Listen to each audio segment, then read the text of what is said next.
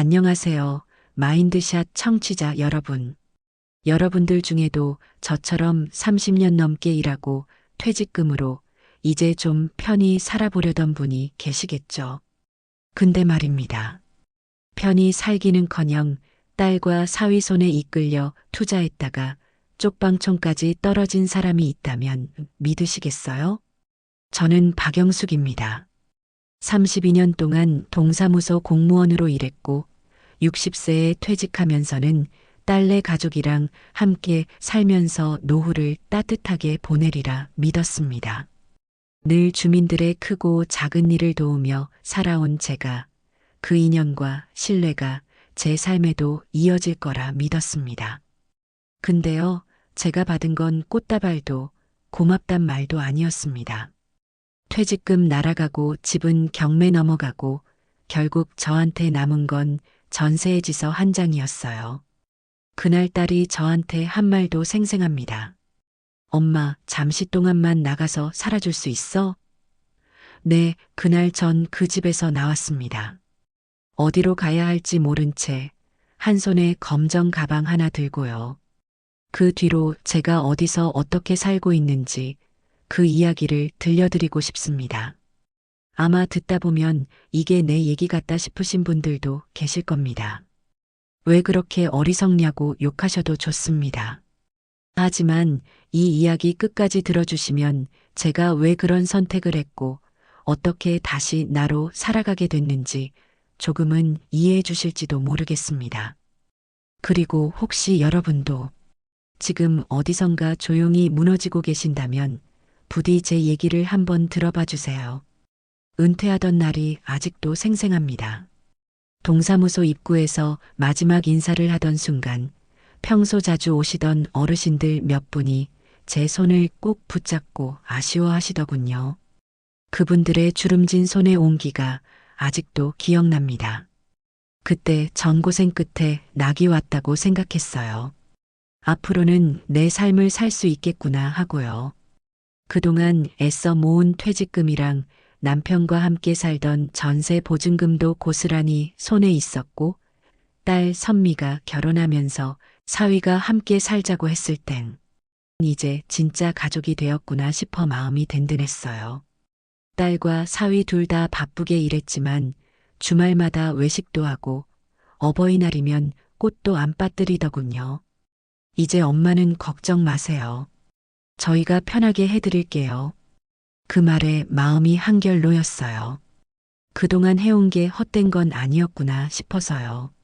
그러던 어느 날 사위 상혁이 조심스레 말을 꺼냈습니다. 어머니, 요즘 이자율 보셨어요? 예금으론 돈이 안 돼요. 그 말, 처음엔 그냥 지나가는 얘긴 줄 알았어요. 근데 그게 매주 반복되더라고요. 어머니, 요즘엔 다 이렇게 해요. 소형 상가와 신축 오피스텔 단기 투자. 안정적인 데만 골라서 하니까 걱정 마세요. 제가 관리하는 팀도 있어요. 그 말이 자꾸 귀가에 맴돌았습니다. 예금보다 나은 수익, 전문가가 관리, 거기다 가족이니 믿을 수 있다는 안심까지. 딸 선미도 옆에서 거들었어요. 엄마, 상혁 오빠는 이런 일 오래 했어. 내가 말 안 하려고 했는데 친구 부모님도 해서 수익 봤대. 가족이니 의심이 없었습니다. 의심할 이유도 근거도 없었고요. 무엇보다 나도 나름 공직자로 평생 살았고 이젠 나도 좀 누려볼 때 됐지 싶은 생각이 그 마음의 틈을 비집고 들어온 거였어요. 며칠을 고민하다가 작은 방 하나에 박아두었던 도장함에서 사위가 가져온 계약서에 도장을 꽉 찍었습니다. 그날 밤 혼자 거실에 앉아 있자니 이상하게 마음이 불편했어요. 거절할 수 없었던 이유가 뭐였을까? 믿음 때문이었을까? 아니면 체면이었을까? 그저 내가 그동안 살아온 걸 증명하고 싶었던 건지도 몰라요. 며칠 뒤 사위가 입금된 수익을 보여줬습니다. 보세요, 첫 수익이에요. 다음 달엔 더 늘어날 거예요. 그 통장을 보는데 가슴이 뛰었습니다. 그때까지만 해도 몰랐어요. 그 가슴 뛰는 기분이 얼마나 위험한 신호였는지. 그 뒤로 두어 달 정말 아무 문제도 없었어요. 아침이면 딸이 커피를 타주고 사위는 출근 전 제게 웃으며 인사했죠. 어머니, 오늘도 좋은 하루 되세요. 그 한마디가 참 따뜻했어요. 그 따뜻함이 언젠가 차갑게 식을 거라곤 정말 상상도 못했습니다. 그 평온함 뒤로 조금씩 금이 가고 있다는 걸 그땐 아무도 눈치채지 못했어요. 처음 수익이 끊긴 날은 아무렇지도 않았습니다. 이번 달은 이슈가 있어서 조금 늦게 들어온대요. 사위의 말에 그냥 고개를 끄덕였죠. 그럴 수 있겠다 싶었어요. 투자라는 게 항상 일정하지는 않다고 들었으니까요. 근데 그게 두 달, 세 달이 지나도 입금은 없고 사위는 핑계만 늘어놓기 시작했습니다. 계약서상으로는 어머니가 직접 소유자로 되어 있어서 법적 정산 절차가 복잡하대요. 이번에 관리업체가 바뀌면서 서류가 누락됐나 봐요. 제가 책임지고 정리할게요. 어머니, 너무 걱정 마세요. 그 말들을 들을 때마다 마음 한쪽이 조용히 멍이 들어갔습니다. 그러던 어느 날 퇴직금으로 마련한 여유돈 중 일부를 찾으려고 은행에 갔는데 통장에 이상한 대출 내역이 찍혀 있더라고요. 처음엔 은행 실수인 줄 알았죠. 하지만 상담 직원이 하는 말은 너무도 명확했어요. 박영숙님 명의로 담보대출이 있습니다. 보문동 소재 부동산 담보로 등록돼 있고요. 대출금 상환이 3개월 이상 연체 중입니다. 그 순간 머릿속이 새하얘졌습니다. 보문동 부동산. 그건 내 집이었습니다. 내 이름으로 된 딸 부부와 같이 살던 집. 그러고 보니 얼마 전 사위가 이런 얘기를 했던 게 떠올랐습니다. 어머니 명의로 대출 하나만 받아주시면 더 좋은 투자로 돌릴 수 있어요. 어차피 저희가 같이 사는 집이니까요. 그때도 순간 망설였지만 딸이 손을 꼭 잡고 말하던 게 아직도 귀에 맴돕니다. 엄마, 이게 우리 가족의 미래야. 엄마 믿고 같이 가보자. 나는 그 말 하나에 도장을 찍었어요. 심지어 계약서 복사본도 안 받아놓고 며칠 뒤 등기부 등본을 떼보았습니다. 거기엔 경매 신청이라는 붉은 도장이 찍혀 있었고 저는 그날 처음으로 내가 이용당했다는 걸 인정했습니다. 딸에게 전화를 했습니다. 선미야, 이게 무슨 일이니? 엄마 집에 무슨 일이 생긴 거야? 한참 동안 연결음만 울리더니 딸은 받지 않았고 대신 문자 하나가 왔습니다. 엄마 미안해. 지금 나도 정신없어. 나중에 얘기하자.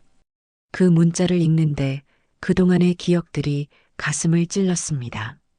태풍 같은 감정이 쓸고 지나가더니 눈물이 아니라 한숨만 났습니다. 며칠 후 집 앞에 등기 우편이 도착했습니다. 전세 계약 해지 통보, 제 이름이 적힌 우편물, 제 손에 들린 해지서, 그리고 그 위에 딸의 메모. 엄마, 당분간만 나가 있어 줄래? 그 문장을 읽는데 무릎이 힘없이 꺾였어요. 딸은 문을 열어주지도 않았습니다. 문 너머로 사위와 말다툼하는 소리만 들렸고 결국 문틈으로 밀어낸 건 검은 비닐봉지에 담긴 제 옷가지들이었습니다. 이렇게 사람을, 이렇게 엄마를 내칠 수 있는 건가요? 그날 저는 그 집을 나왔습니다. 어디 갈 때도 기댈 사람도 없었습니다. 남은 건 38만 원 통장과 검정 여행 가방 하나뿐이었죠. 그때 처음으로 깨달았어요. 가족이라는 이름은 때론 가장 깊은 상처가 되기도 한다는 걸. 그날 집을 나와 서울역 근처 대합실 의자에 앉아 있었습니다. 밤은 길고 가방 하나 끌어안고 내가 진짜 쫓겨났다는 게 실감도 안 났어요. 한참을 멍하게 앉아 있다가 휴대폰에 고시원 단기 입실이라는 글자가 눈에 들어왔습니다. 그 길로 택시를 타고 현금 선불로 3일치 방세를 지불했습니다. 방이라기보단 문 하나 달린 관 같았어요. 창문도 없이, 발 뻗을 수도 없이, 침대 하나, 선풍기 하나, 조그만 거울. 거기서 나는 처음으로 죽고 싶다는 생각을 했습니다. 딸 목소리가, 사위 표정이, 내가 찍은 도장 하나하나가 떠올라 눈을 감을 수가 없더라고요. 컵라면, 우유, 그리고 두통약. 그게 제 하루의 전부였습니다. 그렇게 한 달이 지났고 남은 돈은 고작 10만 원. 이대로는 고시원비도 못 내게 생겼습니다. 관리인이 말했어요. 내일까지 방 빼셔야 해요. 이젠 갈 곳이 없다는 게 실감이 됐습니다. 그날 어떻게 알게 됐는지 기억도 안 나지만 종로구 복지상담센터에 전화를 걸었고 소개받은 곳이 바로 보문동 쪽방촌이었습니다. 그곳은 말로만 듣던 최후의 보루 같은 곳이었죠. 좁은 골목, 벽엔 곰팡이, 문은 낡은 철문, 한 사람 겨우 누울 공간에 작은 창도 없는 방. 처음 문을 열었을 때 그 냄새와 어둠에 숨이 턱 막혔습니다. 방 안에 스며든 담배 냄새와 곰팡이 냄새가 뒤섞인 공기, 좁은 창으로 들어오는 희미한 햇빛이 먼지 위에 내려앉는 모습. 그 방에 앉아 하루 종일 울었어요. 가슴을 치며 울었고 누구에게도 말 못할 비참함에 스스로가 너무 초라해서 고개조차 들 수 없었습니다. 그러던 어느 날이었어요. 문을 누가 툭툭 두드렸습니다. 이 밥은 먹고 살아야지. 사람이 밥심이여. 그 목소리와 함께 문 앞에 놓인 스티로폼 도시락. 거기에 김치 냄새, 된장국 국물 스며든 자국이 아직도 기억나요. 그게 갑순 할머니였습니다. 이 동네에서 밥순이로 불리는 분. 그 도시락 하루를 넘겼다가 결국 먹었어요. 그 따뜻함에 그날 밤 저는 처음으로 불을 끄지 않고 잠이 들었습니다. 그 다음 날 또 문이 두드려졌습니다. 박영숙 씨 맞지? 사람은 말이여, 밥같이 먹고 말도 좀 하고 살아야 썩질 않아. 갑순 할머니는 거칠지만 따뜻한 손으로 내 어깨를 툭툭 치며 웃었습니다. 주름진 얼굴에 깊게 새겨진 세월의 흔적. 그러나 그 눈빛만은 소녀처럼 맑았습니다. 그분의 말 한마디에 가슴 한쪽이 조용히 녹기 시작했습니다. 서서히 저는 쪽방촌 골목을 걷게 되었고 누군가와 눈도 마주치게 되었고 안녕하세요 인사를 건넬 수 있게 되었습니다. 갑순 할머니는 장난처럼 말했지만 진심이 담긴 사람이었어요. 내가 말이여 자식들 다 끊었어. 전화도 안 해, 받고 말고 할 것도 없지. 이제는 내가 나를 챙기며 사는 거. 그 말을 듣고 처음으로 나도 그렇게 살 수 있을까라는 생각을 했습니다. 이 동네는 냄새도 나고 불편한 것도 많지만 한 가지는 확실합니다. 사람 냄새는 납니다. 그게 내가 그동안 제일 그리워하던 거였습니다. 이제 나는 아주 작게지만 다시 살아갈 준비를 하고 있었어요. 무너진 자리에서 다시 나를 세우는 법을 배워가고 있었습니다. 쪽방촌 생활이 익숙해질 무렵 가을이 문턱을 넘었습니다. 갑순 할머니랑 시장에 갔다가 노란 고구마 한 봉지를 사들고 돌아오는 길 쪽방촌 입구에 웬 고급 외제차 한 대가 서 있더군요. 여기 차 댈 사람이 있나 의아한 눈으로 바라보는데 그 차에서 내리는 사람, 그 얼굴이 똑똑히 보였습니다. 사위 박상혁. 숨이 턱 막히는 느낌, 심장이 도망치듯 쿵쾅거리는데 몸은 그 자리에 얼어붙었습니다. 어머니. 그가 그렇게 말하며 다가왔습니다. 그 목소리, 웃음기 어린 표정, 그 모든 게 다시 날 속이려는 칼날처럼 느껴졌습니다. 어머니, 그동안 얼마나 힘드셨어요. 정말 죄송해요. 그땐 저도 너무 힘들고 정신이 없어서 제 입에서 말이 나가지 않았습니다. 울컥하는 것도 아니고 그냥 목이 막히더군요. 그가 봉투를 꺼내 건넸습니다. 이건 현금입니다. 적지만 우선 도움이 되실까 해서 그리고 선미가 병원에 있어요. 그 말에 가슴이 철렁했습니다. 암이에요. 갑상선. 수술 날짜 잡았는데 보증금도 없고 보험도 깨서 선미가 어머니 보고 싶다고 했어요. 그 한마디에 눈이 가물거렸습니다. 선미, 내 딸, 나를 밀어냈던 그 아이. 그런데 아이가 지금 아프다니. 하지만 속에서 이상한 기운이 올라왔습니다. 이거 정말일까? 또 나를 이용하려는 건 아닐까? 봉투를 받아든 손이 덜덜 떨렸습니다. 안에는 200만 원 정도의 현금. 예전에 내가 줬던 돈에 비하면 한참 모자란. 하지만 지금 내게는 커다란 금액. 그날 밤 쪽방 안에서 봉투를 바라보며 한참을 앉아 있었습니다. 이걸 받아야 하나? 그 아이가 정말 아픈 게 맞을까? 내가 또 이용당하는 걸까? 그 고민은 스스로에 대한 물음이기도 했습니다. 나는 지금의 나를 믿을 수 있을까? 결국 나는 다음 날 아침 그 봉투를 그대로 들고 쪽방촌 입구에서 사위를 기다렸습니다. 그가 차에서 내리자마자 그 봉투를 내밀며 말했어요. 이 돈, 너 양심값으로 가져. 다신 나한테 오지 마.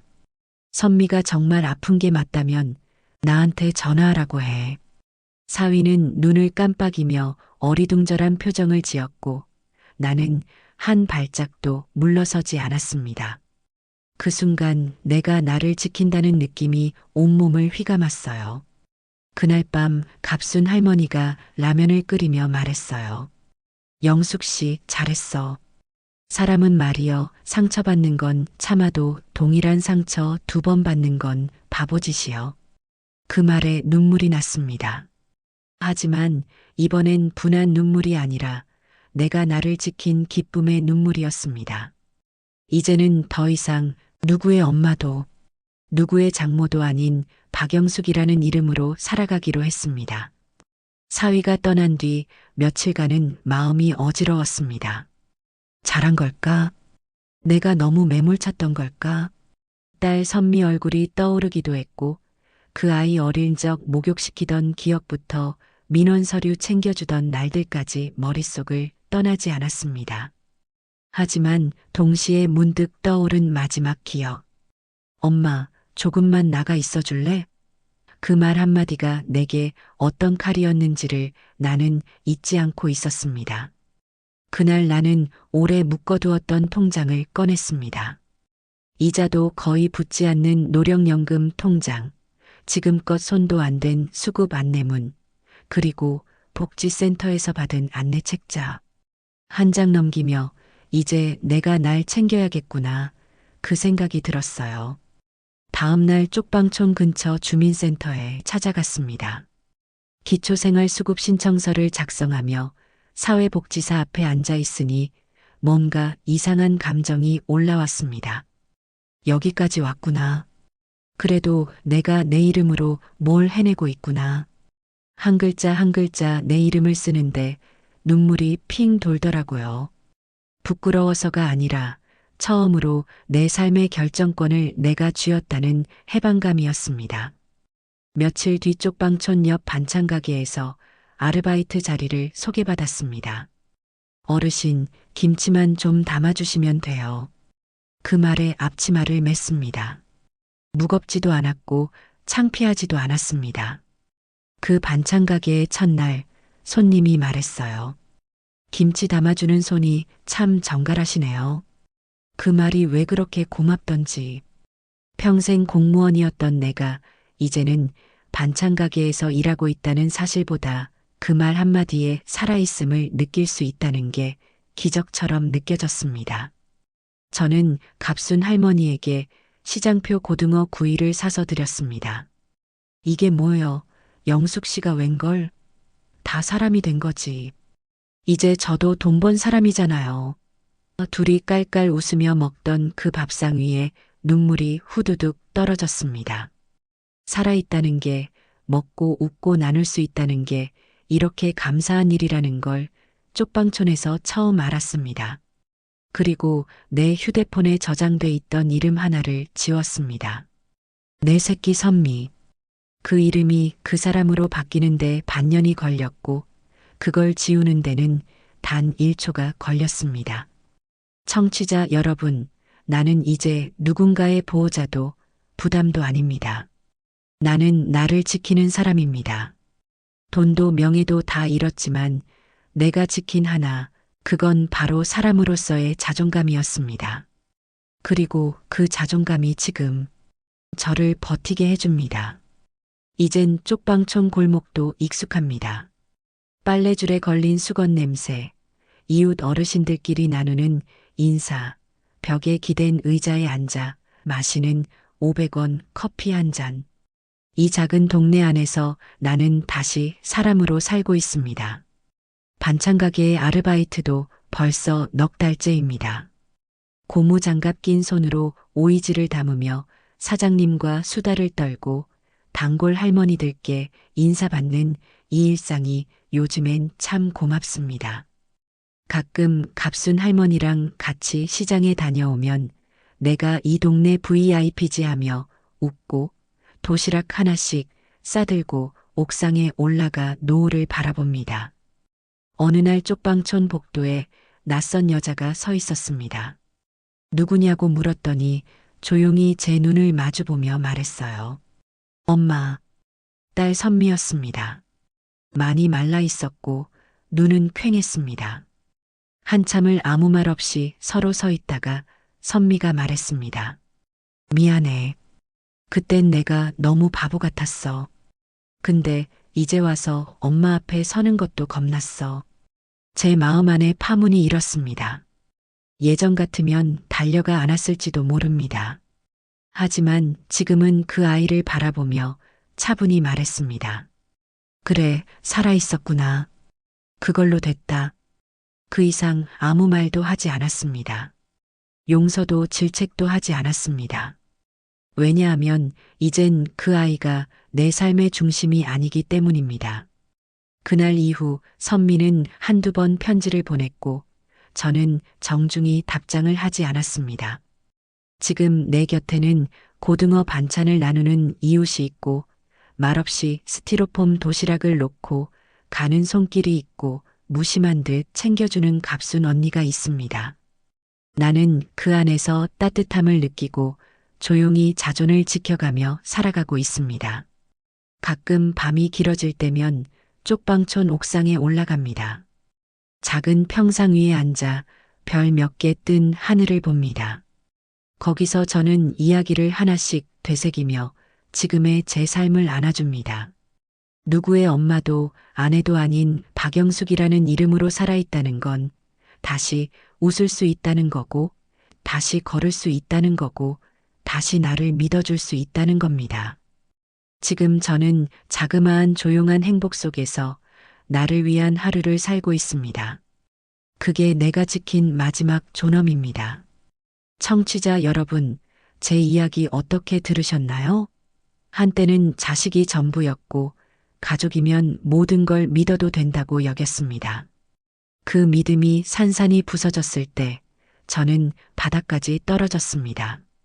그러나 그 바닥에서 저는 다시 저를 일으켜 세웠습니다.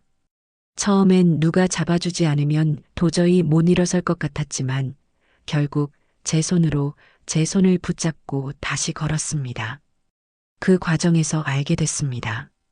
사람이 사람답게 살아간다는 건 누구의 인정이 아니라 스스로를 지켜내는 것에서 시작된다는 거려. 쪽방촌이라는 이름 아래 참 많은 걸 내려놔야 했습니다. 체면도, 기대도, 후회도. 하지만 그 안에서 저는 진짜 따뜻함을 만났습니다. 내가 만든 밥을 함께 나눠 먹고 작은 미소 하나에 하루가 화사해지는 그런 평범하고 소중한 삶을요. 지금 제 곁엔 누가 뭐라 하지 않아도 서로를 알아보는 사람들이 있습니다. 우린 서로에게 짐이 아니라 버팀목입니다. 혹시 여러분도 지금 외롭고 서운한 마음 안고 계신가요? 믿었던 사람에게 상처받고 이 세상에 혼자 남은 기분? 잘 안다고는 못해도 조금은 압니다. 부디 말씀해 주세요.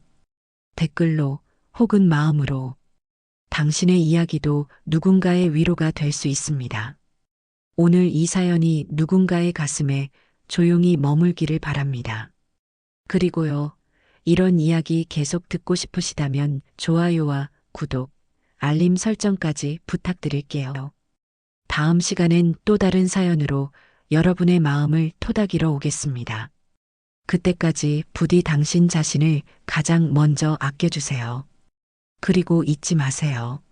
지금 이 순간 당신도 충분히 소중한 사람입니다.